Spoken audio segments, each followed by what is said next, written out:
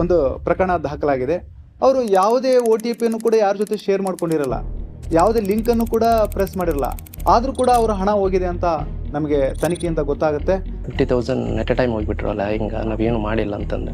So direct ಹೋಗಿ ನಾವು post ಆಫೀಸಿಗೆ ಹೋಗಿದ್ವಿ ಸರ್. ಅಲ್ಲಿ ಹೋಗಿದ ನಂತರ ಅವ್ರನ್ನ ಕೇಳಿದ್ವಿ ಸರ್, ಬ್ಯಾಂಕ್ ಮ್ಯಾನೇಜರ್ನ, ಸರ್ ನಾವು ಈ ಥರ ಆಗಿದೆ ಅಮೌಂಟು ಎದಕ್ಕೆ ಸರ್? ಅವರೆಲ್ಲ ಚೆಕ್ ಮಾಡಿದ್ರು ಸರ್ ಸ್ಟೇಟ್ಮೆಂಟ್. ಈ ಸ್ಕ್ಯಾಮ್ ಆಗಿದೆ ಅಂತ ಹೇಳಿದ್ರು ಸರ್. ಇಲ್ಲ ಸೈಬರ್ ಪೊಲೀಸ್ ಸ್ಟೇಷನ್ಗೆ ಹೋಗಿ ಕಂಪ್ಲೇಂಟ್ ಕೊಡ್ಬೇಕಂತ ಹೇಳಿದ್ರು ಸರ್.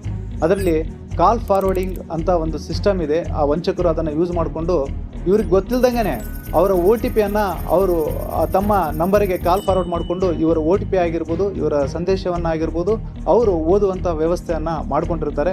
ನಮ್ಮ ನಂಬರ್ಗೆ ಕಾಲ್ ಫಾರ್ವರ್ಡ್ ಆಗಿದೆ ಅಂತ ಚೆಕ್ ಮಾಡ್ಕೋಬೇಕಾದ್ರೆ *#67# ಡಯಲ್ ಮಾಡಿದಾಗ ನಮ್ಮ ಕಾಲ್ಗಳು ಫಾರ್ವರ್ಡ್ ಆಗಿದಾವೋ ಅಥವಾ ನಮ್ಮ OTP ಬೇರೆಯವರಿಗೆ ಹೋಗ್ತಾ ಇದ್ದಾವೋ ಎಂಬುದನ್ನು ನಾವು ಚೆಕ್ ಮಾಡ್ಕೋಬೇಕು. ಅದನ್ನು ಸ್ಟಾಪ್ ಮಾಡ್ಬೇಕಂದ್ರೆ ನಾವು *002# ಡಯಲ್ ಮಾಡಿದಾಗ ನಮ್ಮ OTPಗಳು ಬೇರೆಯವ್ರಿಗೂ ಹೋಗೋದು, ನಮ್ಮ ಸಂದೇಶಗಳು ಬೇರೆಯವ್ರಿಗೂ ಹೋಗೋದನ್ನು ತಡೆ